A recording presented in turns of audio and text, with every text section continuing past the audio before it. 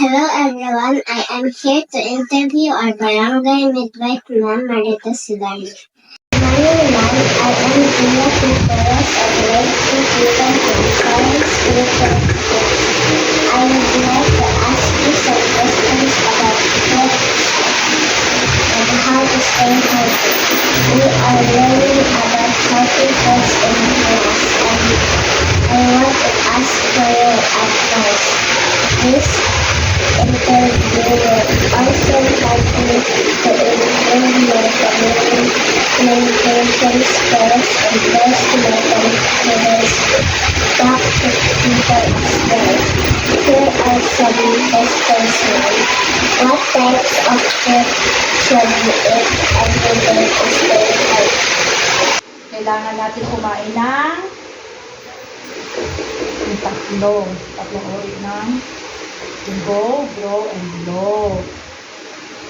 Ang nakukuha naman natin sa go, di ba, yung mga carbohydrates, diba natin nakukuha, di ba, nandyan yung mga bread. Then pagdating naman sa go, doon natin yung mga protein.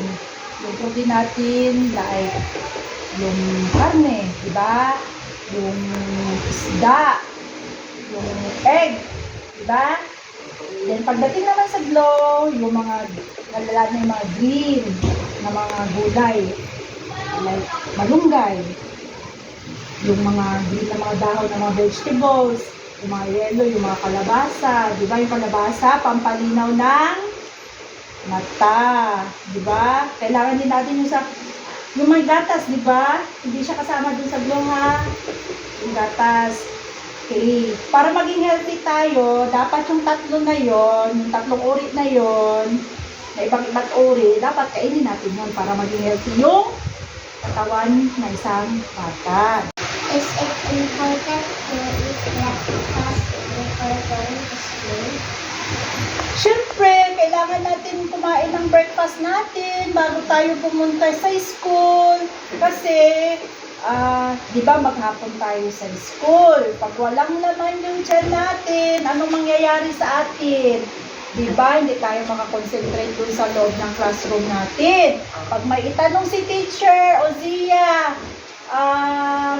may itatanong ako sa'yo, di ba? Minsan hindi nakakasagot ang bata kasi nga, yung concentration niya sa loob ng room, hindi siya nakaka-concentrate kasi yung tiyan niya walang laman, makaka-apekto din, di ba? Kailangan, bago pumunta sa school, uminom ng gatas, kumain ng breakfast, para pagdating sa school, healthy si Zia, di ba? I have learned a lot from you today. As a sign of gratitude, please accept my simple gift from you. Ala, kabilis mo. Ilan lang yung question mo sa akin, may regalo na kaagad si midwife, no? Okay. May tanong din ako sa'yo. Nakuha mo ba yung mga sinabi ni midwife?